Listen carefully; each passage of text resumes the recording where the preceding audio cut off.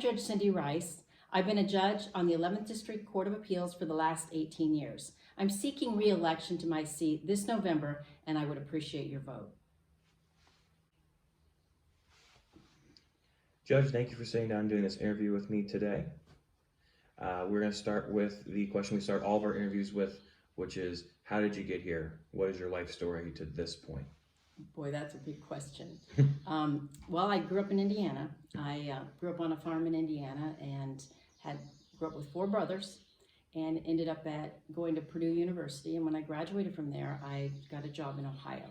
So when I moved to Ohio, I found the University of Akron, and I worked all day and went to school at night, the night program, which is where I met my husband. So after I met my husband, it was kind of, I was going to be a Buckeye forever. So I've been here in Ohio since 1982. 1982, yeah. So, you know, I worked for a corporation for a while, but after I graduated from law school, I started practicing law with our family practice in Hubbard, Ohio. And we, my father-in-law, my sister-in-law, and my husband all worked in the same building, same office. And I did that for a while, but I always wanted to be a prosecutor. So I went to work for the Trumbull County Prosecutor's Office, and I started there as the drug prosecutor. And I handled all the drug cases in Trumbull County, which at the time was about 1/3 of the cases. And now we see probably 50% of the cases are drug related in some way. So it's worse now than it was then, but it was still a big issue. So I did that for a while, and I became the first assistant in the Trumbull County Prosecutor's Office, where I was able to try the big cases like the capital murder, the murders, the rapes, jury trials, and all major felonies. And I did that until I went to work for the U.S. Attorney's Office. And I worked as a special assistant U.S. attorney for a while, handling prosecuting high-level offenders federally while I was a county prosecutor as a special assistant. But then I took a position as the Assistant United States Attorney in Youngstown, and I ran the office there and prosecuted and worked with law enforcement and all the cases that they developed from like the FBI, DEA, all the major federal agencies, law enforcement agencies, and some of the locals, the Drug Task Force. So I handled all the cases out of the Youngstown area. When this position opened up on the Court of Appeals, I realized that I had about 10 to 12 years of legal experience in criminal law. And I looked at the composition of the Court of Appeals judges at the time, and no one had any criminal law experience. And I felt that my background would be an asset to the court and would be a benefit to the entire district in that I understand the criminal procedure. I've worked on it almost exclusively for over 10 years. And so I ran for the Court of Appeals in 2002, and I won that seat. And I've since won 3 other elections, and now I'm running for my 4th term on the Court of Appeals. What motivates you in life? I think growing up, I was raised to make sure whatever you do it well. So I would say what motivates me is a job well done. Making sure that whatever you take on, whatever task it is, whether it's cooking a dinner for your family or doing your job at the court, I just think it's important that whatever you do it well. And who is your role model in life? Well, I think as we go through life, different phases, we have different role models, but I would have to say that my role model would be my mother. I think she was a hardworking lady. We didn't have a whole lot of money, and my dad worked, so of course we spent a lot of time with her. But she did such a great job in making whatever we had nice, and I was always so proud of her. And she worked so hard that I just think she was probably most inspirational to me. What was the best phase of your life, or is the best phase of your life? I think whatever phase you're in, you need to enjoy it and make the most of whatever you're doing. But so for that reason, I think I'd have to say right now is great, because I feel good with my career development. I feel like I contribute a lot to the court. Where I'm at now with the Court of Appeals, I've been doing this for 18 years, so I kind of know how to do it, how to be a judge, how to get to the basics and the bottom of a case, how to sift through it. And I think what I am able to do now is contribute more statewide. I work with the Ohio Judicial Conference, and I'm the co-chair of the Criminal Law and Procedure Committee. And so I feel that all of my experience as a prosecutor, as well as my 18 years as a judge, I'm able to contribute beyond my job. And I feel that's I feel good about that. I do some educational programs for attorneys and for judges. And so I feel like I'm kind of at the peak of my legal career. And I feel like I'm able to give more back to my colleagues and my peers. So I think now my kids are all grown, they're all happy, they're on their course in their careers. So I think you've done a good job raising your kids, and they're all safe and on their own. So I think now is a great time. Perfect. This is everyone's favorite question. Dogs or cats? Which do you prefer? Oh, I'm definitely a dog person. I love dogs. No one picks cats. No, I love cats, but I'm allergic to them. I think cats are great animals, but I'm allergic to them, so I really can't. I've had cats, but I can't have them in the house, so I don't feel like you get the bond with them the way you can get with a dog. Plus, dogs seem to listen and mind and learn, and you can teach them things. You can teach them their commands. You can teach them to behave. You can teach them all the things that they need to know, and most of the time they get it. Yeah. So it's kind of a challenge. So, and you have 3 dogs yourself? Yes. I have 3 dogs. Wonderful. Now, who is your favorite Ohio sports team? I would have to say the Ohio State Buckeyes. Ohio State Buckeyes. Nothing is more exciting than to watch an Ohio State Buckeye game, in Columbus. Have you been then? Absolutely, yeah. It's like the adventure to go at least once a year to go see an Ohio State game, if you're lucky enough to get tickets. I see the one time I got lucky, I went to go see Florida Atlantic, or it was FAMU, and they beat them 73-6. Oh, not much of a game. No, and it was pouring down rain. It wasn't as fun. What's an ideal weekend for you? Oh, an ideal weekend is sunny and a calm day on Lake Erie, so that we can put the boat in and go play with the family and enjoy it. Enjoy the sun and outdoors. What are some things you want the people of the 11th District to know about you they may not know already?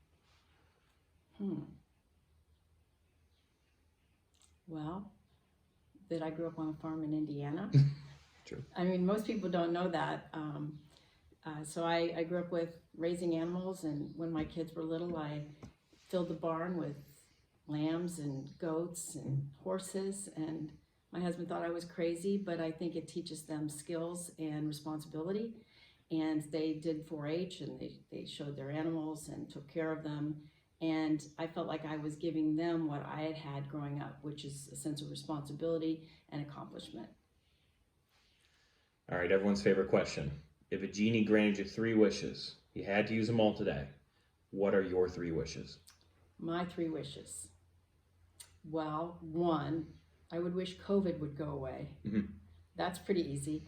2, I wish that we didn't have so much animosity in our country right now. It disturbs me that people draw lines in the sand and talk about hate and use hate words, regardless of who it's being directed at, which side it's coming from. I think both sides shouldn't do that. I think that political division hurts people. I think we need to work together and have a better world and country, community, and we shouldn't be strangers to each other because we're different. You still get 1 more. 1 more. Who wouldn't wish for a pot of gold or $1 million? Yeah, that's one people don't want to admit, but yeah, Oh, who wouldn't who say wouldn't? that? Like, money's no object then. No. No struggle I wish anymore. I could hit the lotto. Right? Okay, could I hit the lotto? Yeah, let's say Right. $250 million lottery, boom. That works. Family's taken care of forever. Everyone gets I to don't go have to live worry their about dreams. anybody. Yes. Yeah. What is something you can't go a day without doing? Petting my dog? Yeah, I would say that. They won't let me. It's one of those things they just can't. They can't go a day without They it. can't go a day without it. What accomplishment are you most proud of? I think I'm most proud of my three children. They're wonderful people, and they've gotten through college, and our youngest is in med school right now, working very hard, and I see how committed and devoted she is to her studies. And I'm just so proud of her. And our son is an architect in Cleveland. He's awesome. He does a great job. He's fabulous. And our daughter works in the court system in Akron, in Summit County. She's a probation officer. So I'm just really proud that they've done such a great job with their lives. And I think that responsibility of raising children and being able to know you were successful at it is a great feeling. Wonderful. Who is your favorite historical figure? Well, I would always think of somebody who was a trailblazer for women.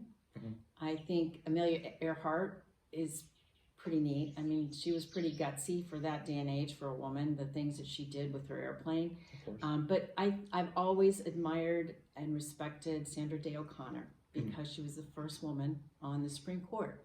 And as a young girl, I was so impressed. I remember it being so monumental that she was placed on the court. And so I guess that was always impressive to me. And I thought she was intelligent, bright, hardworking, and yet she was still a gracious lady. So I like that.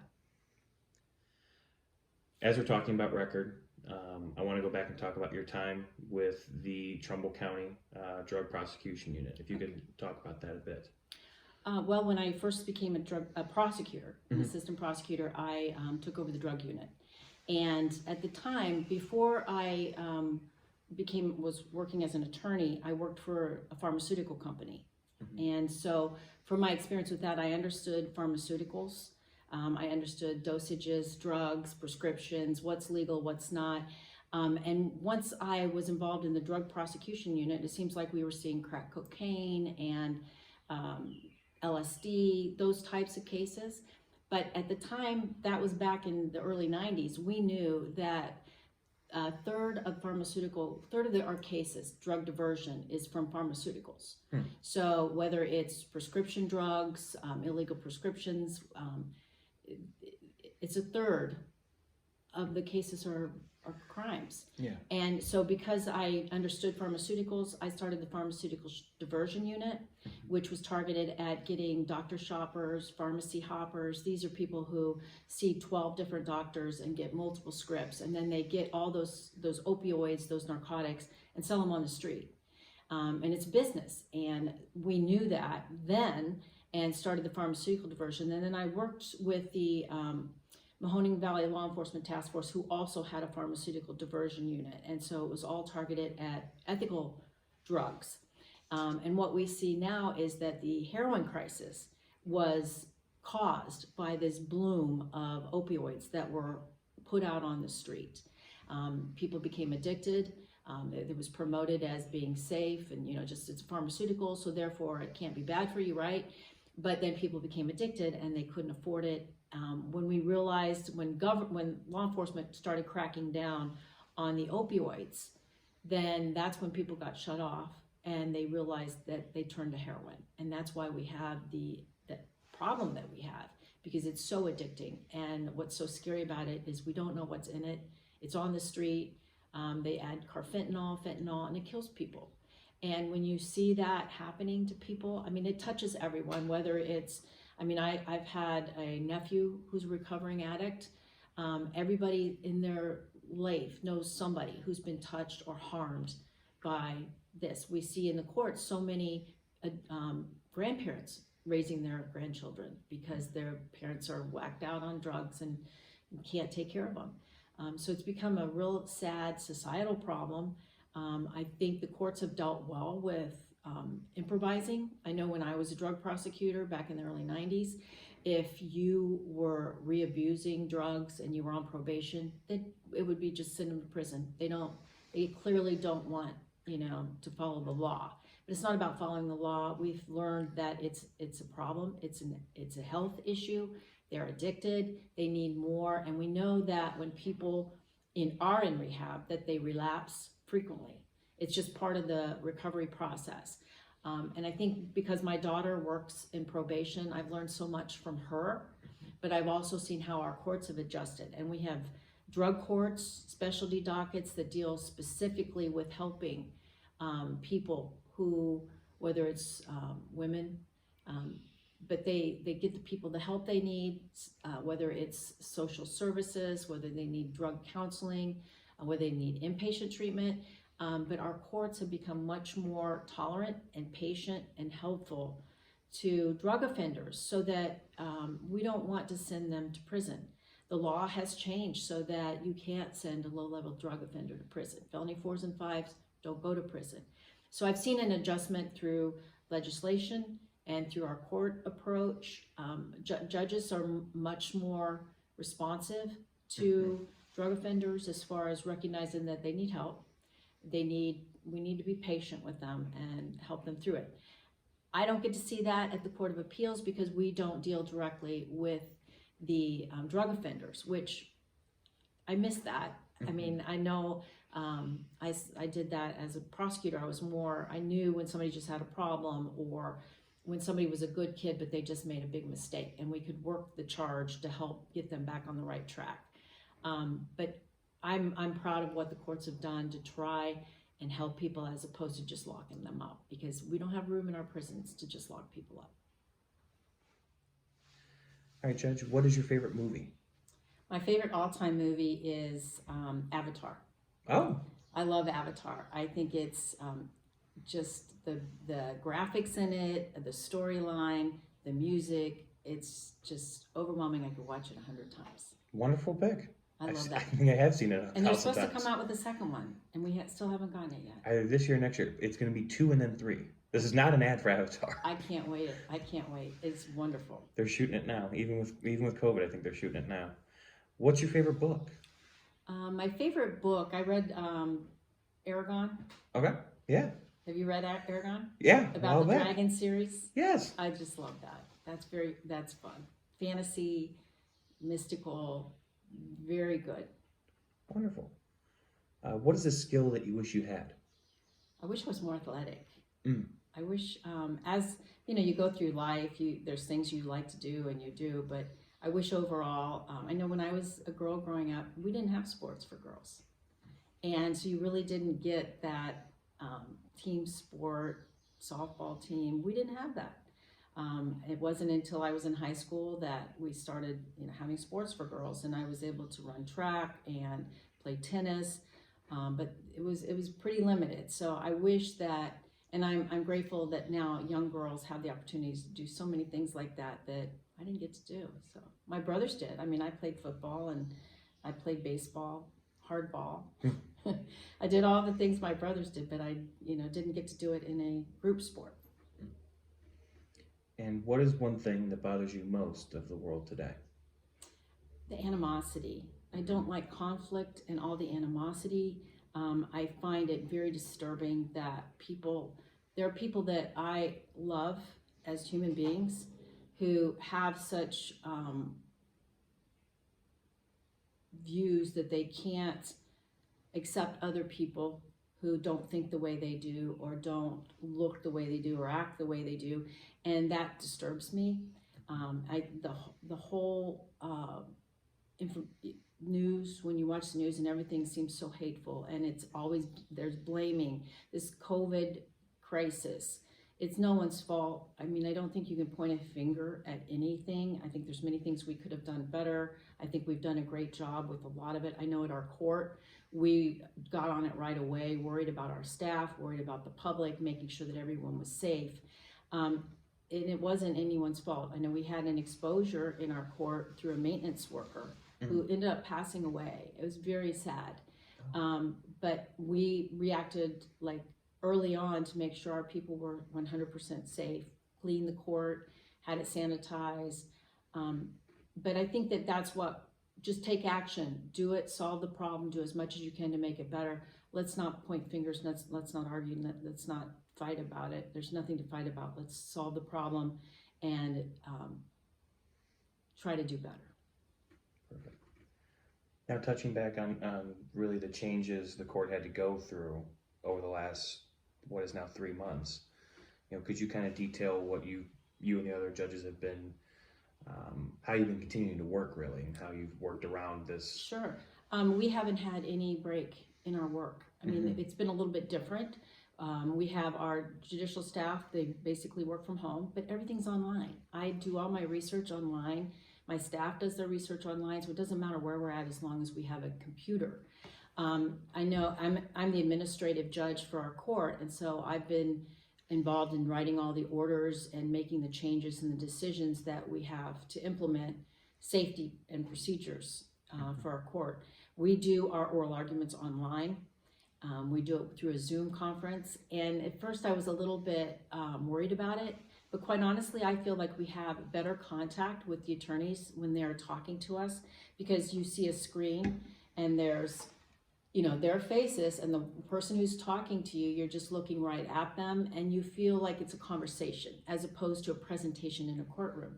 So I believe that the parties are getting as good or better interaction in their oral arguments, in that I feel like more comfortable just talking to the attorneys and getting to the bottom of their argument and their position and their legal concerns. So we've done Zoom.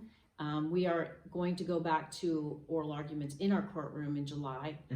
So that will be, we'll take that slowly, but we're still keeping it so that if someone doesn't want to come in for a live in-person argument, they can Zoom conference us.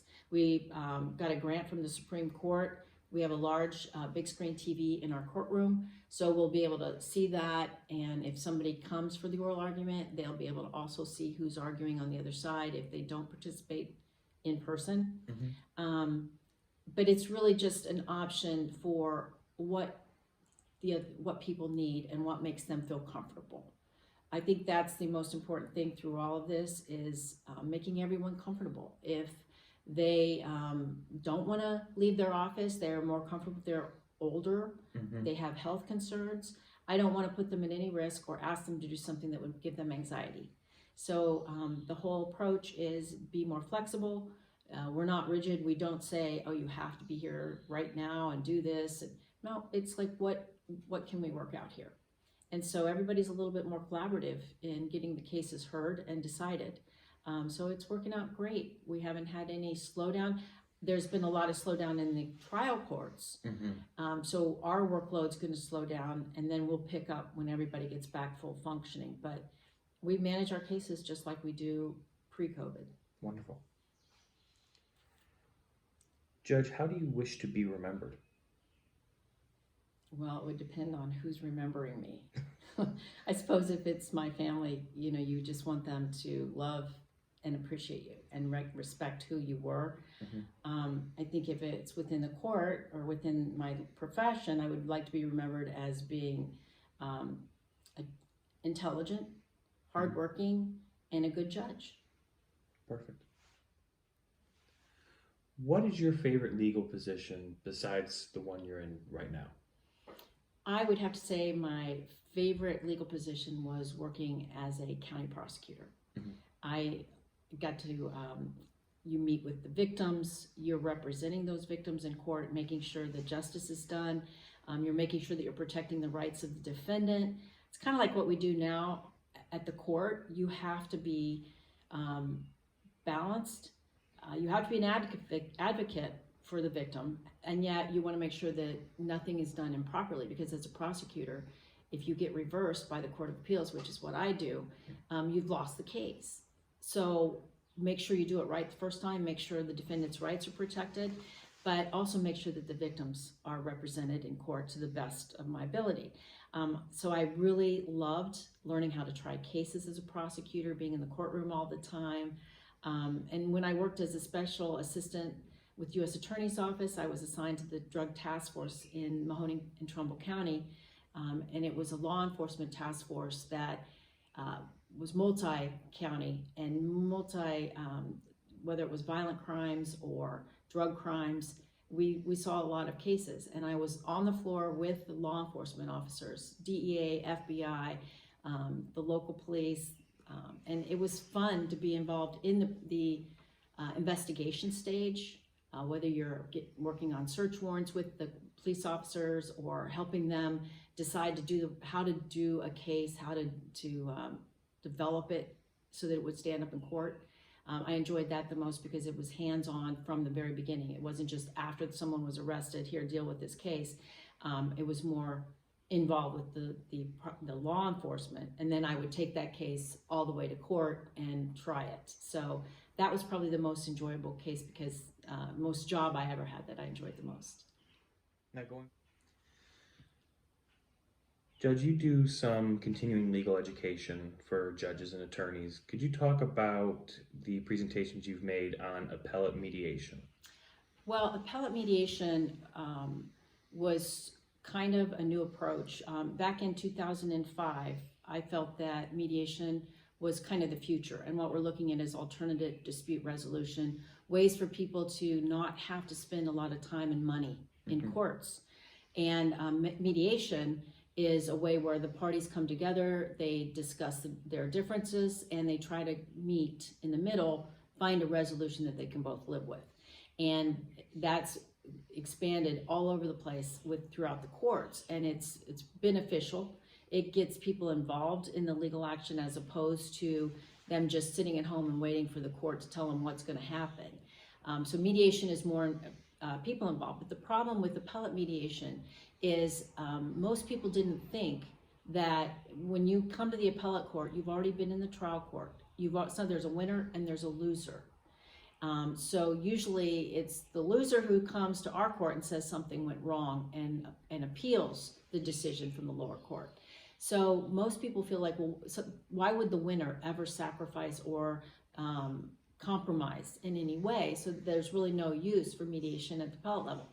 However, I felt that there was absolutely a use for it. So I gave a presentation, developed a appellate mediation in the 11th District. We started doing that back in 2005. I gave a presentation to our appellate judges throughout the state to help them understand how beneficial appellate mediation would be for their courts. And so now we have, I think all of our courts have appellate mediation, and it seems to do a very good job of resolving, maybe in our court we probably settle a third of our cases, and it's the parties resolving it, not us. And so therefore they're both walking away content and happy, and they don't feel like they've been worked over by the system, because I think that a lot of people feel that with the legal system, that they're just don't know it, don't understand it. This is more of a one-on-one, let's talk about the problem and let's solve it. And so mediation is good for the parties mostly. And then additionally, building from there, your most recent presentation, professionalism in family court. Talk about that. Yes, I presented in Lake County to the Lake County Bar Association, the family court attorneys. And I did family practice when I was in private practice, and I felt it was the hardest job in the world. I felt that it's hard to take people at the worst moment in their life, whether they're going through a divorce, separating, fighting over custody of their kids. I just felt that it was very hard for the attorneys, and it's challenging. And for that reason, I think I developed a presentation to talk about the challenges that this poses on your professionalism. When you have clients who are very unhappy and expect you to wave a magic wand and solve their problems, and you can't, because when people go through divorce, they get half. I mean, it's pretty much you walk away with way less than what you had when you were together. And so that's very sad. Creates a lot of conflict. When there are children involved, there's a lot of stress. So I feel that attorneys have, it's hard on them. And I felt that it was important for me as a judge to kind of give them some guidance from my experience, and also from our goals from whether it's legal as an attorney or as a judge. The professionalism is so important in our business. If you don't maintain that level of professionalism, then everything just gets nasty in the courts. And so therefore it's important that we all keep everything in perspective and get through even the hard times and the hard cases in a polite and professional manner. What was the transition like going from being a county prosecutor to working with the U.S. Attorney's Office? Oh, well, it's kind of like stepping up. Mm-hmm. It was a little overwhelming at first. I mean, the first case I tried in federal court, it was like my first case I'd ever tried. I was extremely nervous. Things in the federal court are much more formal, much more, um, you don't make mistakes at the federal court. So I think I was a little bit intimidated by that, and yet it was such a challenge to do. It was always my goal to be a U.S. attorney because when I was county prosecutor, I worked with a assistant U.S. attorney who did the drug cases.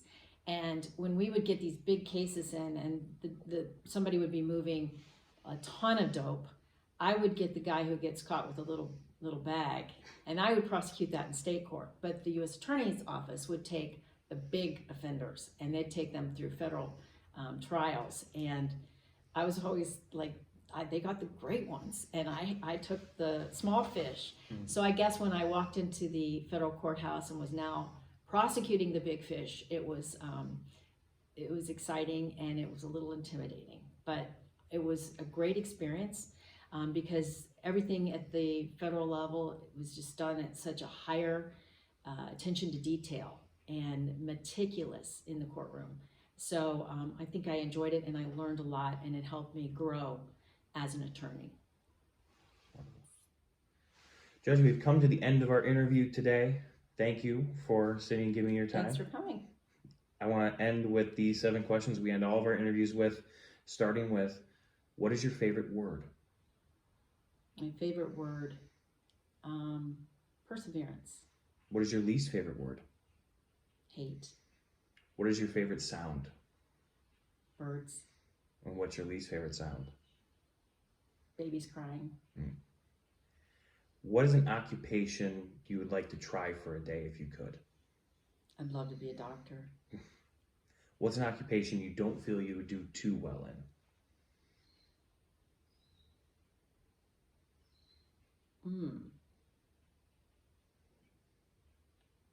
I think I'd do well with whatever I chose to do. There you go.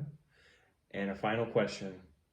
If heaven exists, what would you like God to say when you arrive at the pearly gates? Welcome. Perfect answer. Thank you, Judge. Thank you.